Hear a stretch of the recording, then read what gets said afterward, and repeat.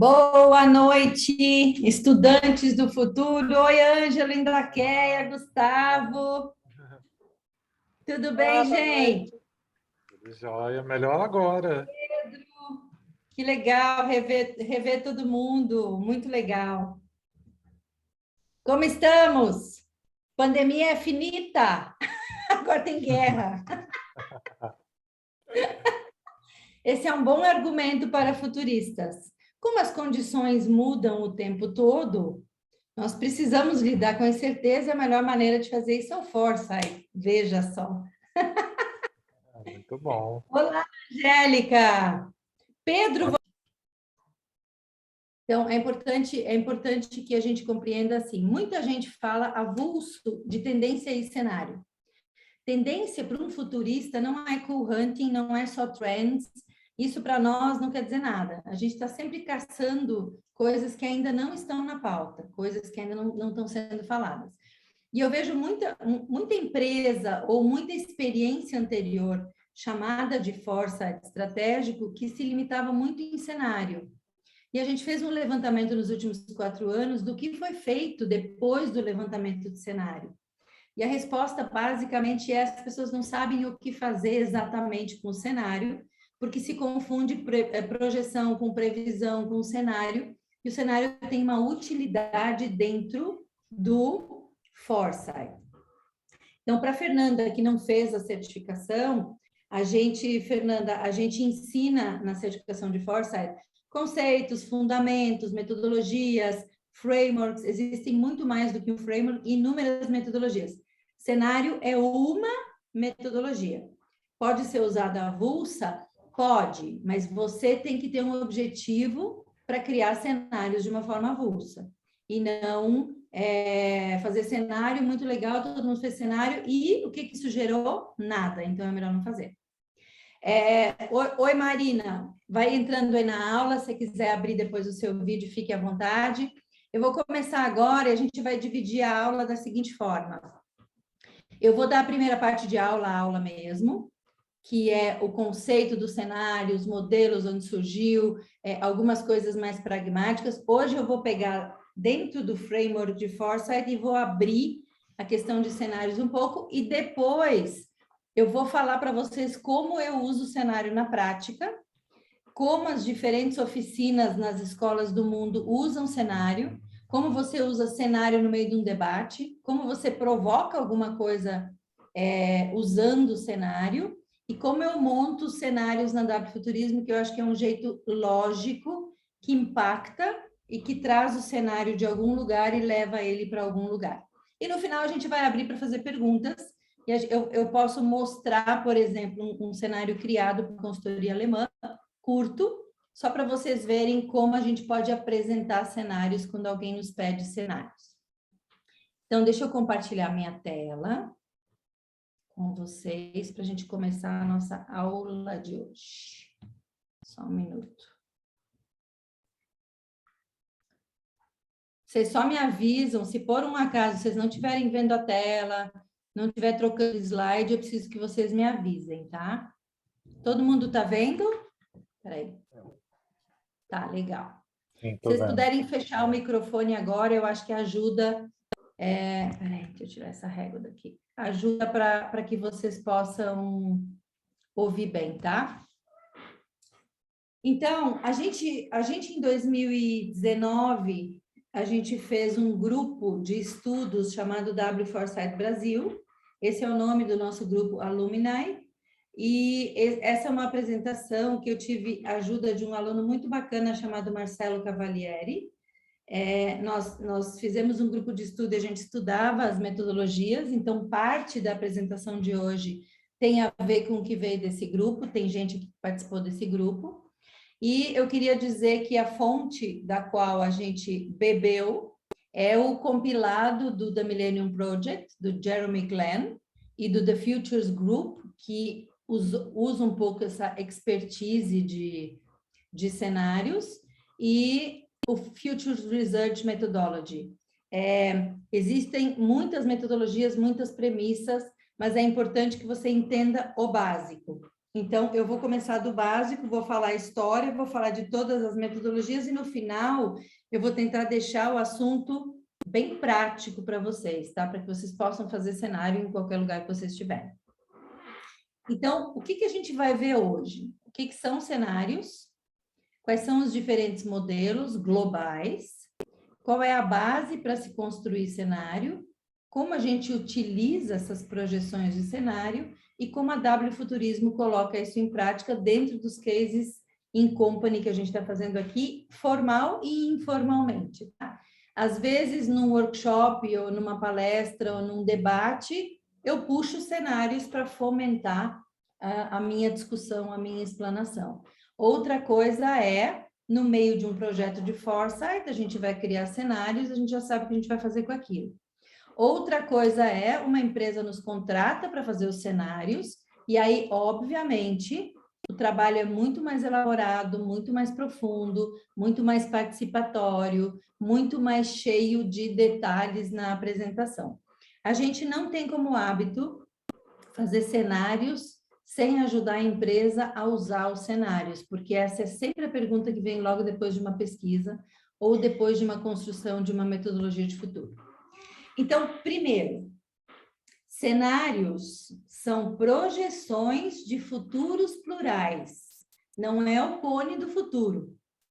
São projeções criadas, são histórias narrativas criadas nos mostrando um panorama plural do futuro, e o cenário surge com base em dados e projeções, e não devaneios.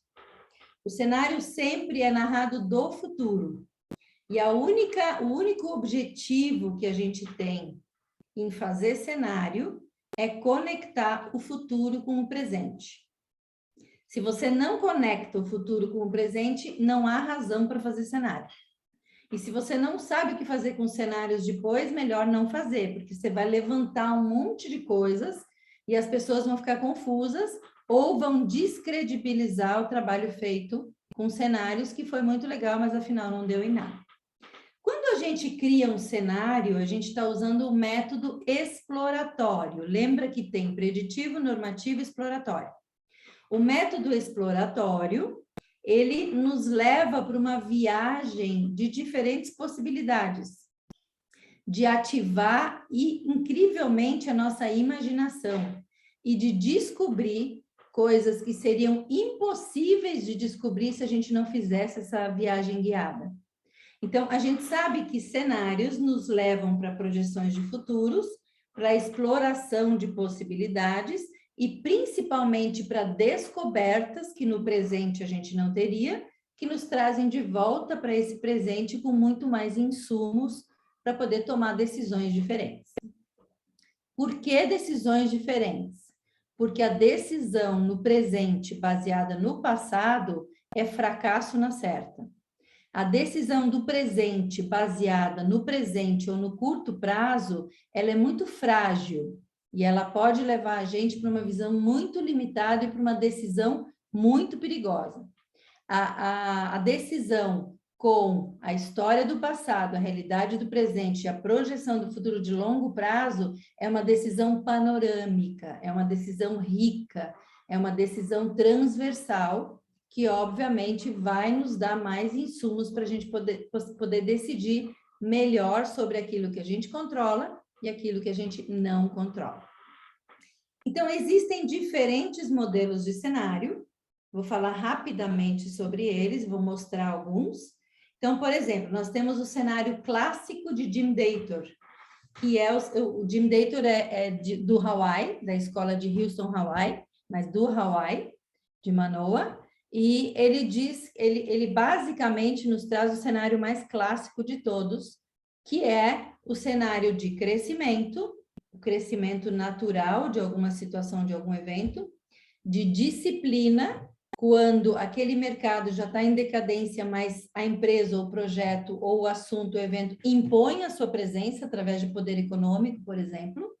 O cenário de colapso, que normalmente é um cenário onde as decisões não são tomadas muito bem e o evento colapsa, ou a empresa colapsa, ou o mercado colapsa. E o cenário transformacional, que é o cenário do futuro desejado para quem trabalha com foresight, o futuro que está na nossa mão, aquele que a gente escolhe, aquele que a gente consegue construir.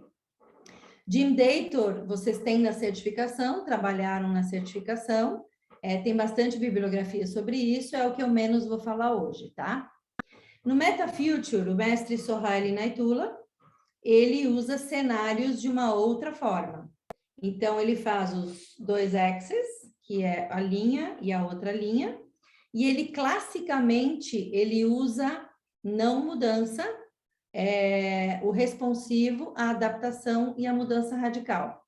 Mas ele também usa outras coisas, ele usa o business as usual, ele usa o adaptativo, ele usa o, como é que ele chama? Outlier, que é o extraordinário, e o futuro desejado, por exemplo.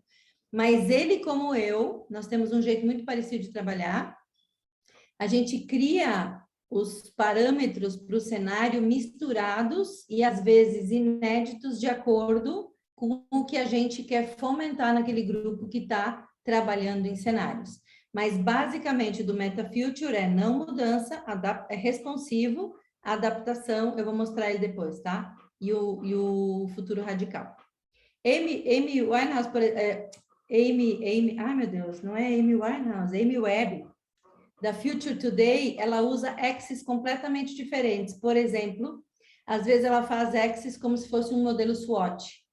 Forças para fora, forças para dentro, fraquezas para fora, fraquezas para dentro, ou depende do tema que ela vai desenvolver, ela coloca por anos diferentes, então cenário em 2030, 40, 50, 60, ou depende do tema, ela coloca cenário de inovação, de transformação, de colapso, depende do tema que ela está explorando, e a verdade é que a gente pode ter liberdade de criar os cenários que a gente quiser, porque eles fomentam uma linha de pensamento. Só não pode colocar ali uma coisa que está desconexa completamente com aquilo que a gente está construindo. Michel Godet, que criou a prospectiva estratégica, que é uma das metodologias de cenário mais conhecida do mundo. Peter Schwartz, que também fala muito sobre cenários e a visão de longo prazo, também é um clássico. E no final eu vou mostrar um pouquinho de como a gente, na prática, costura cenários, e para quem fez a certificação isso vai ficar cada vez mais claro. Então, vamos lá. Quando a gente pensa em cenário, eu vou mostrar rapidamente, muito sucintamente, a história do método, a descrição, como fazer, as forças e as fraquezas e as fronteiras do método de cenário. Isso é muito importante, tá? Então, primeiro, Herman Kahn, na história do Foresight, ele foi o pai dos cenários. Ele que começou para estudos de futuros, né, para a disciplina de estudos de futuros, e na história do Foresight a gente vê isso. Ele começou com estudos de futuros e análises políticas, mas ele é o nome de quem começou a falar em possibilidades de cenários e a trazer isso para o dia a dia. Então, ele introduziu esse termo, cenário, no planejamento, conectado com estudos militares e estratégicos naquela corporação muito conhecida também na história de Foresight, que é a RAND, nos anos 50. Em 67, ele escreveu um livro em direção ao ano 2000, que avaliavam as possibilidades de futuro numa ordem mundial. E naquela época, ele tinha 3 cenários. O cenário óbvio, que é o livre de surpresas. O pior cenário, que equivalente ao Jim Dator é o colapso. E o melhor cenário, que, em outras palavras, pode ser o futuro preferido, o futuro desejado, o futuro plausível. A gente usa muito nos termos de Futures Studies, tem gente que fica muito confusa, porque às vezes uma literatura inteira fala em futuro plausível, e a gente acha que isso tem a ver com o futuro, o cone do futuro, e às vezes não. É um cenário que se definiu como um cenário possível, digno de aplauso. Nem sempre foi feito o cone do futuro ali, tá? Então, aqui está a história, Herman Kahn foi quem começou, isso passou depois, sem dúvida nenhuma, por Michel Godet, e veio Peter Schwartz, enfim, Jim Dator também, são grandes ancestrais do assunto cenário. A construção de cenários, ela foi muito usada na crise do petróleo, em 73, ela permitiu antecipar essa ascensão consequente. Espera só um pouquinho, gente, que tem umas coisas cobrindo aqui a minha tela. Deixa eu só ver se eu consigo eliminar, acho que agora sim. Então, foi muito usada na crise do petróleo, nos anos 80, antecipou a ascensão consequente da queda do preço do petróleo e criou cenários que focaram no futuro da União Soviética. Eu espero que esse futuro que a gente está vendo agora não tenha sido construído lá, né? Nossa Senhora, mas enfim. Então, vamos falar um pouquinho de método. O que é cenário, né? Como é que a gente define cenário? Cenário é uma história com possíveis links de causa e efeito, que conectam essa condição futura ao nosso presente, para ilustrar as decisões, os eventos e as consequências ao longo da narrativa. Então, quando a gente escuta uma narrativa do futuro no presente, a gente começa a ampliar a nossa consciência sobre o que pode acontecer caso a gente não tome alguma decisão. E, normalmente, as narrativas de cenário negativas são as que mais geram negação e rejeição no ouvinte, porque as pessoas querem pensar só nas possibilidades boas de futuro e não querem, na verdade, pensar em tudo que pode acontecer se a gente... E por isso que a gente está nesse cenário que a gente está hoje, global. A gente não conseguiu tomar boas decisões, a gente conseguiu piorar as coisas muito, e a gente precisa cair na real, porque a gente tem sempre possibilidade de construir algo muito positivo e algo muito negativo. Vejam só, gente, a gente não fala em previsão, quem é aluno já sabe disso, mas as projeções às vezes são confundidas com o cenário. No framework de Foresight, isso é meu, tá? Eu que faço desse jeito. O forecasting não é cenário. Eu preciso pegar os dados do scanning, os dados da pesquisa, ancorar isso na pergunta norteadora, fazer projeções e desdobramentos, e aí, a partir disso, eu construo o cenário, como a gente faz, por exemplo, na Futures Wheel, como a gente pode fazer em Design Thinking do futuro, por exemplo. Mas a projeção por si só, ela não é um cenário. Ela abre ali várias possibilidades que ainda não se configuraram um cenário.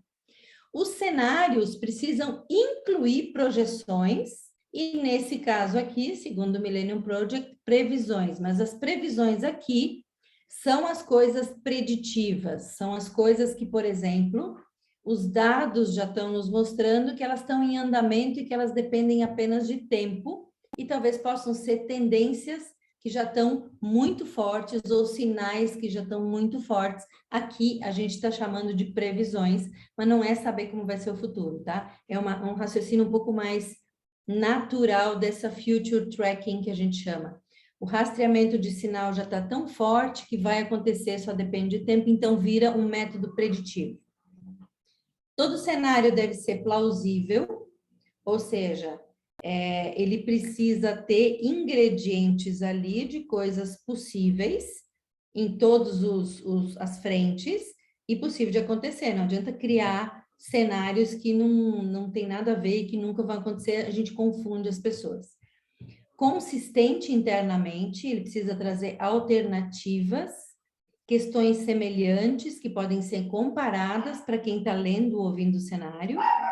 Precisam ser interessantes e empolgantes para tornar o futuro uma coisa real e para provocar resposta estratégica. Então, cenário não é para dar medo, cenário basicamente para trazer entusiasmo, isso é muito importante, tá? Muito bem. Como é que os cenários são desenvolvidos e utilizados? Então, para que a gente usa cenário? Em que momento a gente usa cenário? Para catalogar o que é desconhecido. A gente fala muito de futuro, mas é incrível como as pessoas ainda não entendem o que é futuro. Futuro não é daqui a 1 ano, 2 anos, e não é 2030. Agora, 2030 é o número. Então, todo futuro é em torno de 2030. A gente precisa alongar, né? Aí, quanto mais para frente, mais desconhecido fica o futuro. E criar cenário é uma forma de a gente catalogar o longo prazo. Depois, entender o significado da incerteza. Eu tenho falado muito com a Alemanha e a gente tem falado de foresight trazendo certeza num momento de incerteza, ou certeza num cenário de incerteza. Então, a gente, quando projeta cenários, a gente começa a entender um pouco melhor do que a gente está falando de incerteza. Nós não estamos à deriva, nós não estamos no escuro, mas a incerteza é a única certeza que a gente tem. Então, daqui para frente, tudo é hipótese, tudo é possibilidade. Existem hipóteses com sinais fortes e existem hipóteses com sinais muito fracos. Tudo pode acontecer. A hipótese forte pode desaparecer e o sinal fraco pode ganhar atração. Isso é a incerteza. A incerteza está ligada a, eu não sei exatamente, eu não tenho garantias, mas eu tenho rastros do que talvez possa acontecer. O cenário também, ele ilustra as coisas que são ridículas, absurdas, impossíveis, inimagináveis. Mais do que ninguém, o cenário traz isso para uma história real. Ele identifica quais são as estratégias que podem funcionar nos diferentes cenários. Então, quando eu vejo diferentes cenários na minha frente, eu posso usar diferentes estratégias, porque às vezes a gente conclui que 4, 6 ou 10 cenários são os cenários para o nosso negócio, e eu preciso ter estratégia múltipla. Uma das premissas do Foresight é ter estratégia múltipla. Depois, dicotomizar elementos robustos e contingentes. Então, desconstruir algumas coisas que são muito importantes nesse cenário e que dão sentido para a discussão que a gente está tendo. Tornar o futuro mais real para quem está decidindo, para não ficar esse labirinto aí de, tá bom, o futuro, mas eu não sei direito o que é isso, então eu decido no presente. Forçar novos pensamentos e decisões. Quando os cenários são bem feitos, são bem apresentados, é inevitável que o processo de decisão seja revisto e, num curto prazo de tempo, as decisões se tornem decisões mais robustas e mais sustentáveis para o presente e para o futuro. E, obviamente, para que a gente possa estar melhor preparado para riscos e para abraçar antecipatoriamente novas oportunidades. Então, é para isso que a gente usa cenários, tá? Então, eu vou entrar aqui um pouquinho agora nas metodologias, mostrar um pouco como cada metodologia diz, que usa e faz, por quê, e depois eu vou para uma parte talvez um pouco mais familiar para vocês, que é como eu tenho feito na prática, tá? Então, muitos métodos foram desenvolvidos para criar cenário, do mais simplista ao mais complexo, do mais qualitativo ao mais quantitativo. Então, a gente vê, por exemplo, às vezes, 4 cenários simples, como o que eu vou dividir hoje com vocês da Alemanha, cenários feitos num papel, num flip chart, como o Sohail faz muitas vezes, cenários muito robustos, como, por exemplo, a XP fez no ano passado, ou a Accenture fez esse ano, a Alemanha faz, o Andy Schultz faz muito bem, enfim, muito detalhados, e que são muito cheios de dados e análise e impactos cruzados. Mas, enfim, a gente pode fazer cenários de qualquer forma. Uma coisa é, estou fazendo cenário no meio de uma oficina de Foresight. Outra coisa é, uma empresa me contratou para fazer cenário. Cuidado e apresente uma coisa bacana, tá? Muitos métodos são parecidos, mas eles têm características bem únicas e terminologias diferentes. Quase todas as abordagens reconhecem a necessidade de entender o sistema que está sendo estudado, identificar a tendência, problema, força e evento potencial que são críticos para aquele sistema. E aqui é muito importante, tá? A gente só faz projeto de Foresight ou cenário para resolver um problema. Se não tem um problema claro, não tem por que fazer cenário e não tem por que desenvolver qualquer projeto de Foresight. Então, eu vejo que às vezes as pessoas, não, vamos fazer por fazer, não. A gente usa Foresight cenário para resolver problema. Então, tem que ser identificado a necessidade daquele sistema para onde a gente vai fazer cenário, tá? Muito bem. Então, aqui, para vocês terem uma primeira amostra, cenários podem ser usados para atingir objetivos diferentes. Alguns projetam o futuro completo e outros são só um ponto de partida para futuras discussões. Então, a gente tem aqui um modelo de Coates Jarrah, de Washington, D.C., nos Estados Unidos. Ele diz o seguinte, para fazer um cenário, defina o universo da área de interesse, o tema, como no Foresight. Identifique as variáveis de 6 a 20, não mais, que moldam o futuro, e aqui tem muito a ver com o scanning. Defina de 3 a 6 cenários a serem criados. 3 é muito pouco. Acima de 6 é impossível alguém captar e ficar um trabalho bem feito. Então, 4 é um número médio, tá? Gente, só um minuto que eu vou fechar a porta aqui.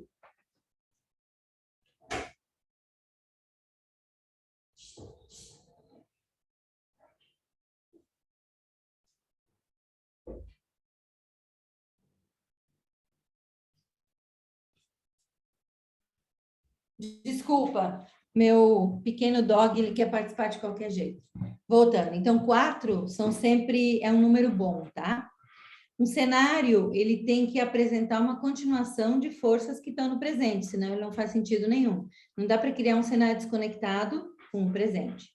As variáveis que são o que você vai colocar nos axes, né? Na linha assim, elas precisam ser revisadas e aí, então, os cenários podem ser criados. Então, não adianta pegar uma metodologia pronta e levar para uma situação que não é para falar de disciplina, crescimento, transformação, não. Você precisa olhar o que cabe ali.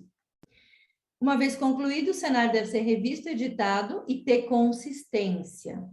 O cenário otimista pode se basear em uma ou duas variáveis. Normalmente, eles têm muito a ver com o avanço tecnológico. E os outros cenários podem ser enquadrados como importantes. Ou talvez até negativos, digamos assim. Isso aqui é um dos formatos que eu vou trazer hoje para vocês, tá? Peter Schwartz, que é clássico, ele tem The Art of the Long View, é um livro muito bom, a arte da visão de longo prazo. Ele compara o processo de criação de um cenário com a escrita de um roteiro de filme. Então, a gente, quando cria cenário, a gente está contando uma história, mas não é do presente, é do futuro, isso quem fez Foresight já sabe. À medida que os roteiristas formulam a ideia, desenvolvem os personagens, Schwartz usa as forças condutoras como blocos de construção do cenário. Então, ele traz para a gente aqui um roteiro. De novo, como no anterior e como no Foresight, identifique a questão focal. Qual é o assunto e qual é o problema? Identificar as principais forças e tendências no meio ambiente onde o cenário vai ser produzido. Então, precisa mapear o território. Não é o framing, tá? Precisa mapear o território. O que está acontecendo ali? Quais são as dores? O que é tendência naquele setor? Aonde estão as forças?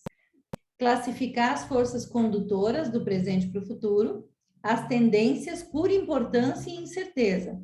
Então, Peter Schwartz, ele ensina a gente a criar, a colocar as tendências por ordem de intensidade. Sinais fracos, lá no fim da lista. Sinais fracos que podem se tornar um Black Swan no topo da lista. Tendências por importância e por incerteza.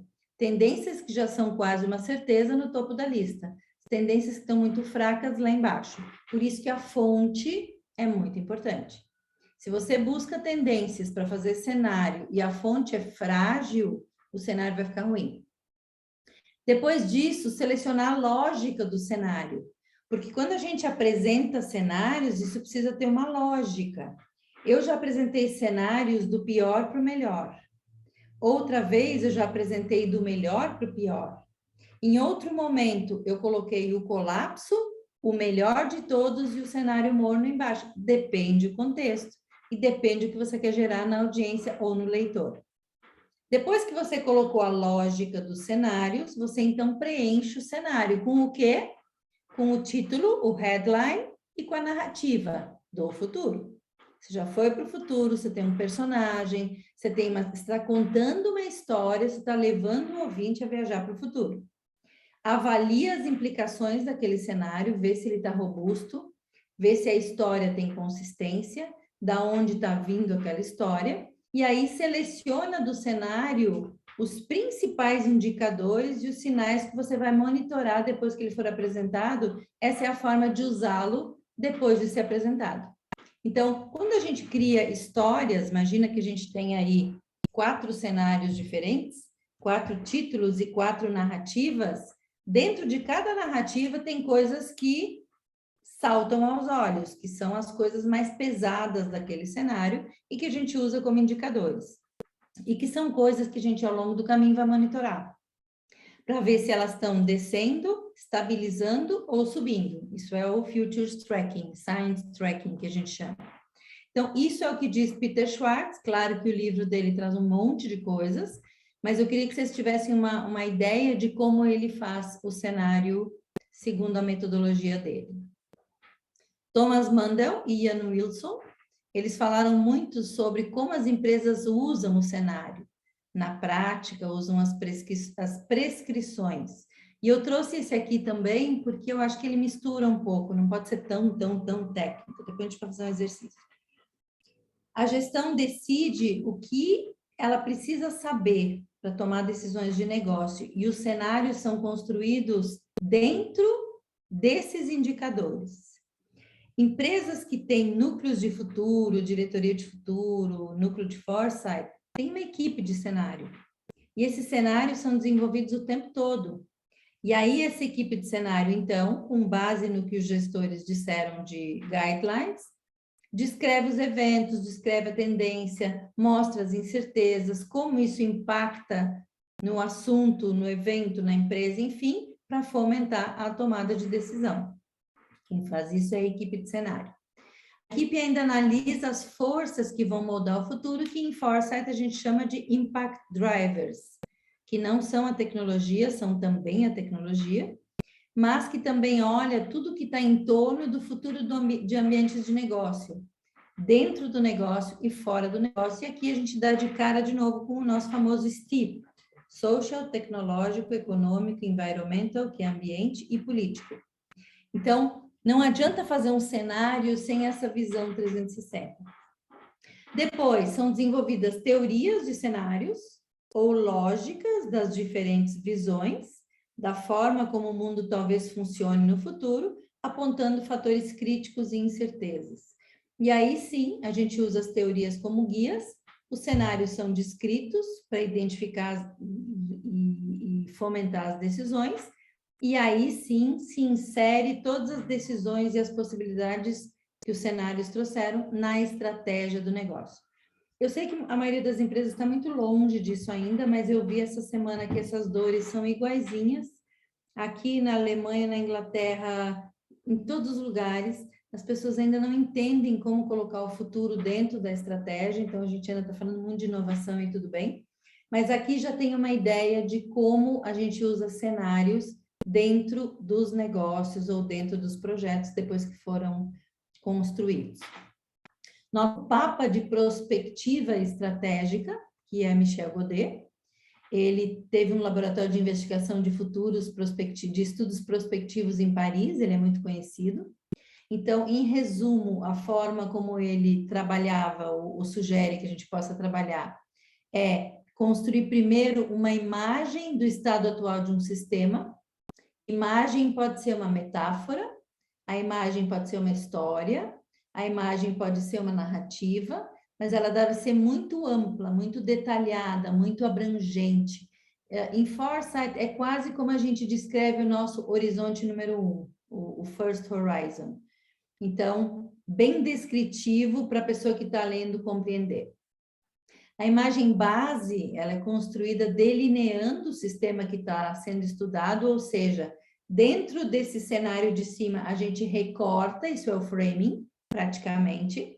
O sistema que está sendo estudado inclui uma lista de variáveis que devem ser levadas em consideração, que é a pergunta norteadora, o que vai dentro do debate, fora do debate, por aí vai. Busca pelos principais determinantes desse sistema e seus parâmetros, como é que o sistema funciona, como é que como é que as coisas ali são determinadas. Eu gosto muito de olhar como que as decisões são tomadas, por exemplo.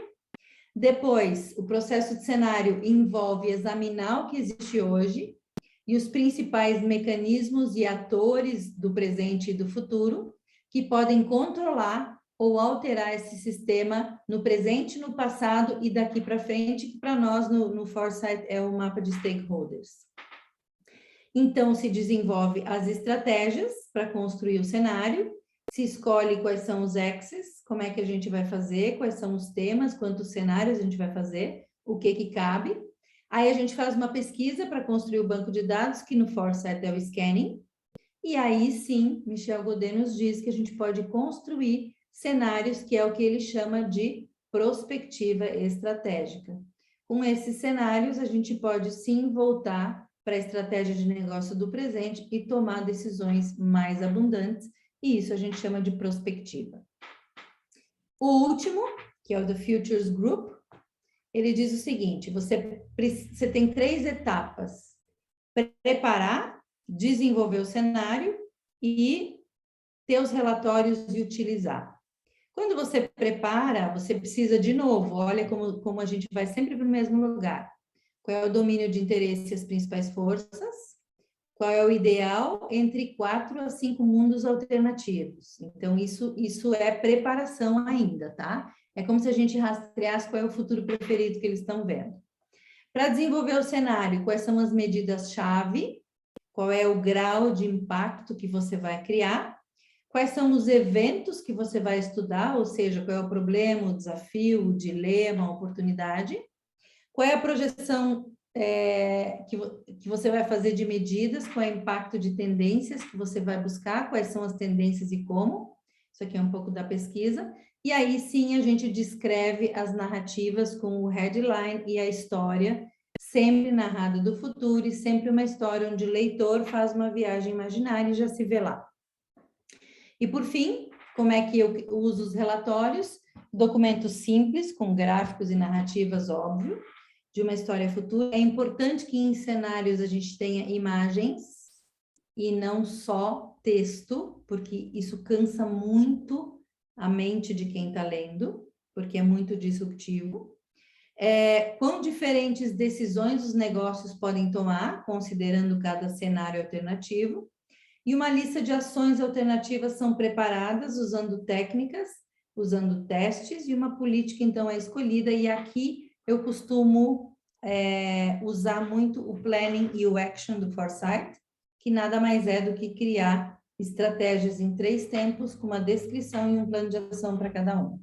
Então, esse é o formato do The Futures Group, tá?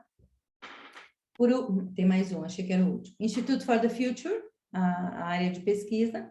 Como é que eles usam o cenário? Definem a missão da criação do cenário, qual é o objetivo e as metas ao construir um cenário, quais são as estratégias para construir o cenário, quais são os parâmetros que vão fomentar a tomada de decisão de quem está pedindo o cenário, como identifica as principais forças ambientais aqui não é environment, tá? É força ambiental do sistema onde o cenário está sendo produzido.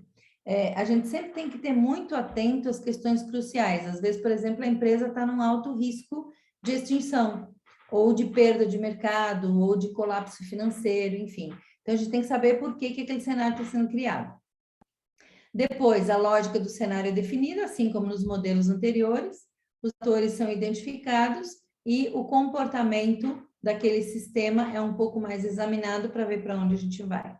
Vários cenários são criados, o Institute for the Future também usa em média 4, e aí eles testam as implicações de cada um para ver o impacto que aquele cenário vai trazer nos decisores, e aí então ele é apresentado. Como ele é apresentado? Em fóruns de planejamento, para que as implicações daqueles cenários criados possam reverter em alguma ação imediata.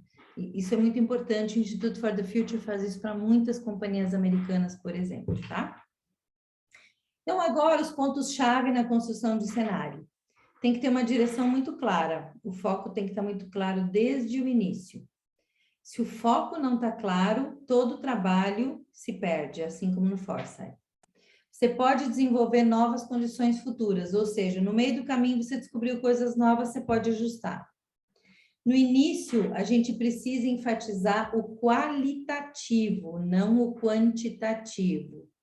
A qualidade do que você vai projetar é mais importante do que a quantidade. Depois, como diz aqui no item 4, a quantificação ela pode ser valiosa em estágios posteriores, tá? Cuidado ao fazer cenários para não, através da sua narrativa, colocar ali a sua identidade pessoal, os seus assumptions e criar um cenário que é aquele cenário que você acha que vai acontecer, por isso que ele tem que ser participatório e não feito por uma pessoa só, porque você pode induzir as pessoas para um cenário provável e ele não ser, e isso é muito ruim, tá? E o cenário também, ele precisa educar as pessoas mais do que nunca para que elas entendam que o futuro é plural e que existe mais de uma possibilidade.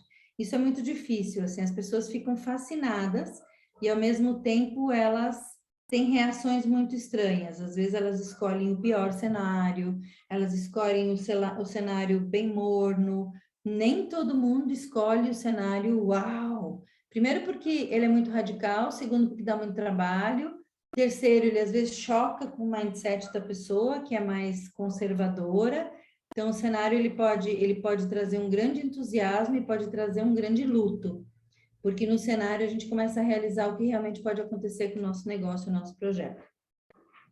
Força e fraqueza dos cenários. Forças. Desenvolve consciência antecipatória. Altera a forma como os planejadores pensam sobre o futuro. Traz flexibilidade e possibilidade de alternativa e reduz a necessidade de múltiplos conjuntos desses snapshots que a gente vê, né? Dose de tudo, shots de tudo, todos os assuntos, todos os flashes, nada integrado com nada, e isso gera esquizofrenia em relação ao futuro. Quais são as fraquezas? Quem não participou pode ver o cenário como algo impossível, ou não participei disso, não tem nada a ver, pode descredibilizar o cenário, por isso que seria muito legal usar o método Delphi, que o Millennium Project usa muito, que é um método de perguntas para especialistas, participatórias, anônimas, ou quanto mais pessoas puderem, em alguns momentos, pelo menos na projeção, participar para que a projeção de muitas pessoas depois vire cenário melhor. E a crítica, né? Quando eu não participo e as coisas saem um pouco da casinha, as pessoas criticam, descredibilizam e dizem que quem está decidindo não está vendo e quem fez o cenário está viajando. Esse tipo de coisa que todo mundo aqui conhece muito bem, né? E por fim, as fronteiras do método. O foco do cenário é vincular as possibilidades com a estratégia. Os métodos de previsão quantitativa, como, por exemplo, analisar impacto, elas têm sido utilizadas junto com o cenário, e isso eu vou explicar agora quando eu falar como eu uso aqui na DAP. A integração do qualitativo com o quantitativo é muito legal. Eu acho que isso fomenta as estratégias. Esses signposts, eu não sei exatamente o que é, tá? Mas o monitoramento de cenário, esses indicadores servem como diretrizes para que os núcleos de futuro possam ir vendo como a mudança do ambiente vai acontecendo regularmente. As empresas mais avançadas, pouquíssimas no mundo, já sabem que precisam de diretorias de futuro, e essas diretorias de futuro fomentam a empresa o tempo todo com pesquisa, tendência, cenário, e monitoram para onde as decisões estão indo ao longo do caminho. Eu já tenho um case assim aqui no Brasil, está no 3º ano, e é difícil, mas a gente também precisa monitorar o que está acontecendo ali. Por isso que eu não gosto dessa coisa de usar cenário avulso, porque eu acho que não traz o efeito. Então, tá tudo bem? Alguém quer fazer alguma pergunta ou eu posso seguir? Depois a gente abre. Vou terminar então, tá? Se vocês quiserem fazer alguma pergunta, vocês me escrevem aqui. W Futurismo, como é que a gente usa cenário? Ah, você pode fazer um cenário para minha empresa? Só cenário? Não. Não faço só cenário. Eu preciso fazer o framing, o scanning, o forecasting, e aí eu sou capaz de fazer um cenário. Por quê? Fernanda, aqui, se você não compreender, você depois pode me interromper, tá? Então, o framing do Foresight nada mais é do que entrar na empresa e descobrir qual é o problema, qual é o tema, qual é a pergunta norteadora e por que a gente vai fazer cenário. E, obviamente, como aquele sistema funciona, quem está envolvido, aonde está o poder, aonde está a decisão, tudo isso eu mapeio quando eu entro. Aí a gente faz o scanning. O scanning é uma pesquisa vasta em sinais com fontes muito sérias de STIP, social, tecnológico, meio ambiente, econômico e político. Aí a gente tem uma pesquisa cheia de dados. Depois a gente vai para o forecasting. E aqui, para quem fez foresight, é o gancho, tá? No forecasting, independente do tipo de projeção que eu vou usar, eu pego os sinais, que são os dados, ancoro eles no problema ou na pergunta, analiso o impacto, os desdobramentos do impacto, e normalmente na minha roda de futuros, eu saio com riscos e emergências, oportunidades e ideias para o futuro. Aqui eu pego os riscos e faço um dos cenários. As oportunidades e outro dos cenários. E as disrupções ou as ideias meio malucas de futuro, como o quarto cenário. Então, isso é importante para quem estudou Foresight. O primeiro cenário normalmente é business as usual. Eu não vou mudar, não vou fazer nada diferente. Esse é o primeiro cenário que normalmente todas as metodologias usam. Tipo, deixa tudo como está. Nada vai mudar. No change. Business as usual, por exemplo. Ou o cenário de crescimento do Jim Dayton. Então, esse está ali, não precisa ser prospectado, por exemplo. A empresa continua, ela faz o que ela faz, está tudo bonitinho. Os riscos apurados na projeção, normalmente vão me levar para o pior cenário. Aquele cenário que, se não for tomada alguma decisão agora, a empresa vai sofrer num curto prazo de tempo. E esses dados me levam para algumas projeções que me dão o cenário de colapso, o pior cenário, enfim. As oportunidades me dão um cenário de adaptação, o cenário de inovação, o cenário de reação, de resposta, por exemplo. Então, eu separo as projeções nesses quadrantes, as usual, risco, oportunidade e ideias de futuro. E, normalmente, as ideias malucas que surgiram ali compõem o cenário desejado, cenário transformacional. Então, a gente, quando vai criar o headline e a narrativa, eu tenho dados que fomentam aquilo ali. A gente não pode criar histórias e narrativas do nada. A gente aqui tem o cuidado de pegar todos os dados de pesquisa que fomentam as projeções da roda de futuros e fazer disso uma parte da história de futuro que eu vou contar dentro do nosso cenário. E depois dos cenários a gente vai para a visão, porque normalmente, então, a empresa passa a ter uma visão. Eu já vou abrir para perguntas, eu posso explicar isso um pouco mais.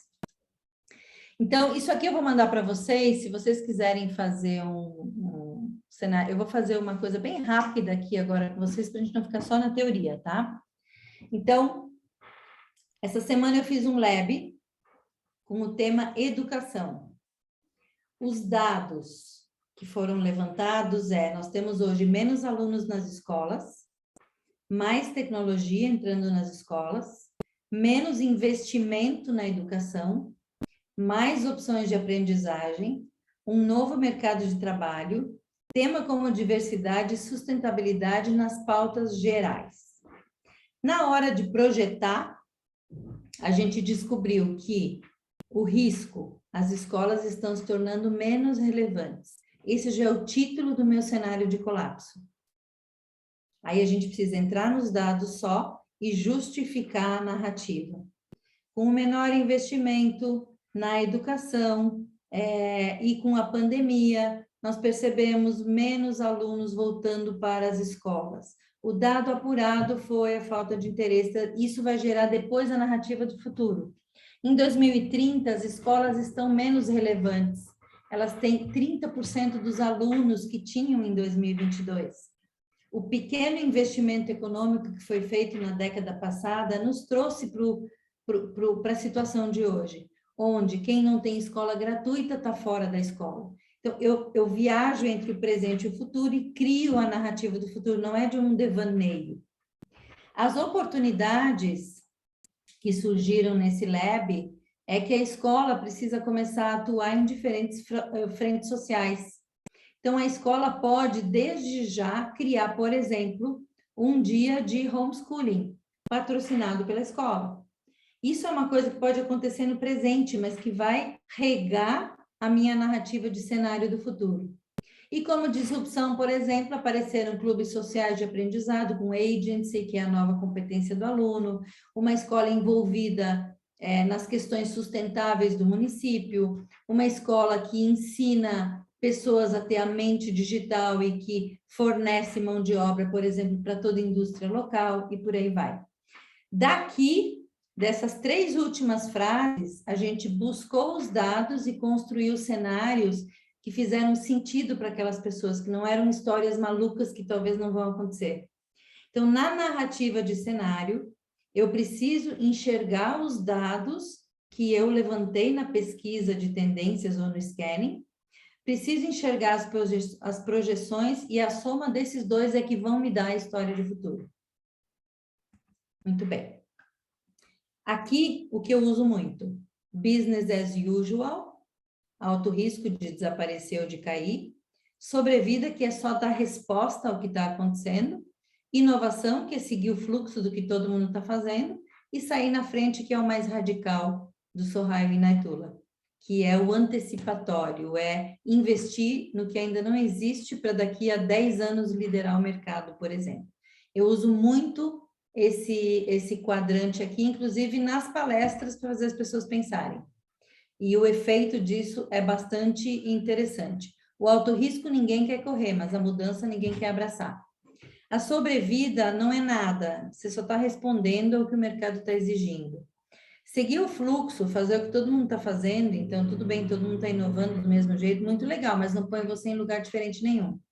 Quando se descobre o que é realmente criar o futuro e como a gente pode sair na frente, muito poucas pessoas têm coragem de investir em coisas tão radicais que não tem garantia nenhuma. Agora, a gente encontra os entusiasmados que dizem muito bem, a partir de agora nós vamos trabalhar só no quarto cenário. Esquece o resto. O resto vai fazer parte, o resto é ponte, o resto é presente, e eles saem muitas vezes do alto risco para um futuro antecipatório. Como a gente endereça cenários na W Futurismo? Eu apresento cenários apenas para decisores. Eu não faço cenário e envio cenário não. A reunião inicial é com quem vai decidir a partir do nosso cenário, com quem faz parte daquele cenário, com quem vai participar da confecção, e eu apresento depois, já na provocação, de como isso vai mudar a decisão daquelas pessoas, e normalmente os executivos já decidem ali, na hora que eles estão vendo o relatório, ou na sequência, já fazem uma reunião, e nós já tivemos CEOs mudando o rumo da empresa da direita para a esquerda em uma semana. Então, é muito forte, é muito importante. Antes de eu terminar, queria lembrar que tem uma próxima certificação em maio.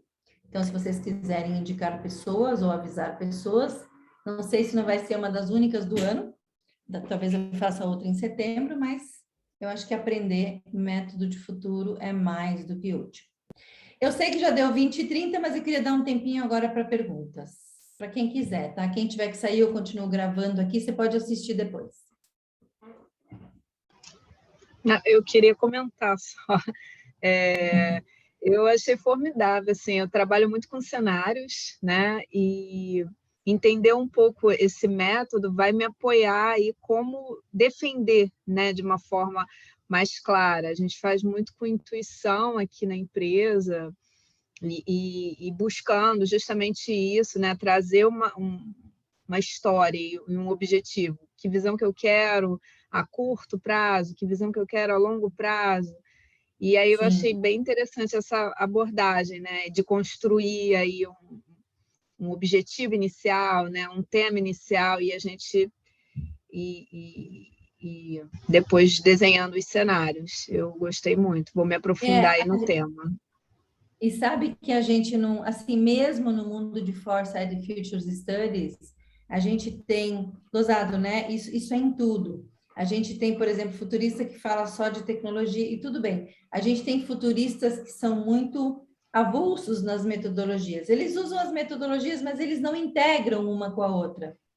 E a gente tem um outro grupo que é super estratégico. Não adianta falar sobre cenário se você... Cadê a pesquisa que fez surgir o cenário? E para onde você vai com esse cenário? Então, e aqui na W, eu não consigo, por mais que eu queira, eu não consigo brincar de cenário. Eu preciso saber de onde está vindo aquilo ali, o que sustenta a história, para eu poder desafiar o executivo. E o que você vai fazer com isso agora? Porque senão, que legal, a Fernanda fica fazendo cenário, mas como é que isso impacta o negócio? Como é que isso impacta a sua decisão? E eu acho que, assim, muitas vezes, mesmo os nossos alunos, Fernanda, só para você entender, no Foresight, a gente usa cenário, é uma das coisas do processo inteiro de estratégia de futuro. Ele vem muito amarradinho, assim, para tudo. Você pode fazer lab de Foresight, você pode fazer projetos de Foresight de um ano inteiro, como a gente faz aqui, né? Só que você tem inúmeras ferramentas ali. Então, usar uma ferramenta sem estar conectado com nada não faz sentido para mim. E aí a gente não consegue gerar o que a gente pode gerar com o cenário. Muito legal. Quem mais gostaria de falar, ou de perguntar, ou enfim, comentar? Eu tenho uma pergunta já, que é mais uma curiosidade. Quanto tempo demora um trabalho como esse de construção? Depende do tamanho desse. Então, por exemplo, a gente já fez cenário às pressas em 15 dias, muito bem feito. A gente já fez em 30, porque a empresa precisava de qualquer jeito. Eu já fiz dentro de projetos de Foresight 4 cenários no ano, porque a condição vai mudando muito. E aí, cada cenário leva no mínimo 25 dias. E eu já pedi 3 meses para fazer um cenário, porque o assunto era muito complexo. Então, né? Depende do tamanho. E a gente faz o cenário no Lab, que leva 20 minutos, ali uma brincadeira, né? Alguém ia falar? Fui eu, Jaque. Até para complementar o que a Fernanda perguntou ali, o que tu respondeu, é que, pelo menos na minha... Eu lembro a primeira vez que eu e a Jaque conversamos até por telefone, eu acho que foi, ou enfim, uma call, e eu trouxe o seguinte apontamento. Normalmente, quando a gente começa a estudar essa parte de futuros e começa a entrar nesse universo, a gente não tem tanto chão, assim, e aí as coisas ficam um pouco desconexas, assim, uma das outras.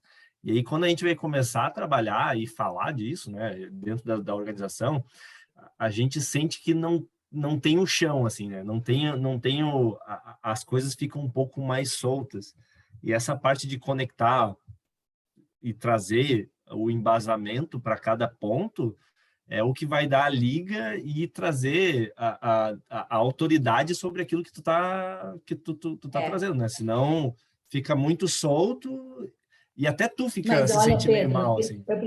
Eu preciso te preparar pelo seguinte, sim, dentro dos ambientes corporativos, mesmo que as pessoas estejam falando intensamente do futuro, e a gente tem, por exemplo, o Ângelo aqui numa empresa que fala muito de futuro, talvez Fernanda, talvez muitos de vocês, mesmo assim, a base ainda para a gente conseguir falar como a gente gostaria é muito frágil. Então, às vezes, tem que mudar as palavras, porque se tu entrar com um termo técnico aí que eles não entendem nada, e tem que achar oportunidades. Então, olha só, é muito louco isso. Mesmo tendo dados, mesmo tendo projeções robustas, vinda deles, não da gente, mesmo você criando narrativas feitas por eles, no meio da bagunça, às vezes, o fundador diz assim, não acredito em nada disso aí, nunca vai acontecer. Entende? Então, é um trabalho quase que missionário, mas não dá para a gente desistir, né? Quem mais quer falar? Eu quero falar, Jaque. Como é importante você estar trazendo a gente aqui e apresentando conteúdos novos e linkando com tudo aquilo que a gente vem trazendo no nosso percurso. Nossa, inclusive tem alguns colegas aqui, né, no percurso da W, e como isso é importante para a gente, não só para poder manter esse conteúdo, esse estudo, porque a nossa mente ela precisa de rever esses conteúdos, mas para a gente poder estar realmente na inovação, porque aquela última questão que você colocou é coragem para ir. Né? E essa coragem eu sei que dá para a gente para poder ir de forma robusta. Então, quero te agradecer, viu, Jaque, pela aula de hoje. Obrigada. E sabe também, gente, olha só, quando eu aprendi Foresight lá atrás, no ano de bolinhas, eu também fui aprendendo tudo, eu fui para muitas escolas. Então, eu fui aprendendo tudo solto. O mundo não conecta assim as coisas como a gente está achando aqui. Cada escola tem a sua metodologia, eles fazem aquilo ali, pronto, ponto, deu. Aí, quando você se encontra numa convenção... Oi, Vini. Você se encontra numa convenção, a tribo sabe tudo, fala tudo, tem o glossário e tal, mas a gente vê que as escolas, cada uma usa o seu método e não sai daquilo ali. Eu aprendi tudo avulso, mas na prática, eu fui aprendendo a conectar as coisas. Então, mesmo em Houston, a galera de Houston não ensina o Foresight, aquele framework, como a gente ensina para vocês.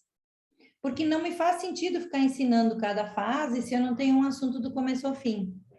À medida que eu estou entrando nas organizações e fazendo projetos onde eu faço scanning, faço framing, faço scanning, faço forecasting, construo o cenário, do cenário eu vou para a visão, vai para um planning, para um action, e junto isso na estratégia, e uso ali no meio mais um monte de coisas, eu preciso facilitar para os alunos. Por exemplo, o Vinícius me deu um feedback numa das oficinas que ele participou.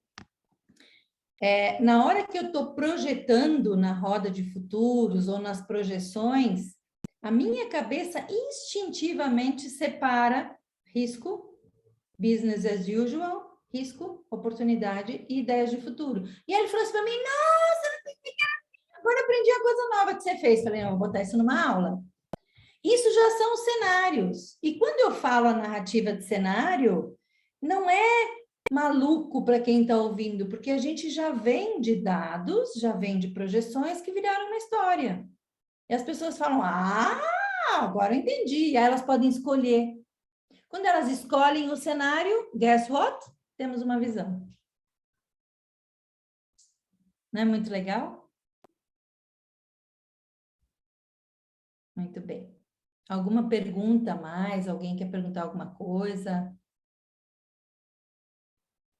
Todo mundo entendeu? Quando vai ser o próximo? Olha só, vocês vão receber a gravação, vocês vão receber o material. Só vou pedir para vocês não compartilharem, porque foram alunos nossos que fizeram aqui, então é para vocês isso, tá? A apresentação. A próxima Masterclass, eu vou fazer uma live para ter um webinar sobre Foresight, agora em maio, já está lá no site. Tem uma live sobre RH, futuro de RH, e vai ter uma Masterclass do Triângulo do Futuro no final do mês de maio. Tá lá tudo no site já, entra lá e venham.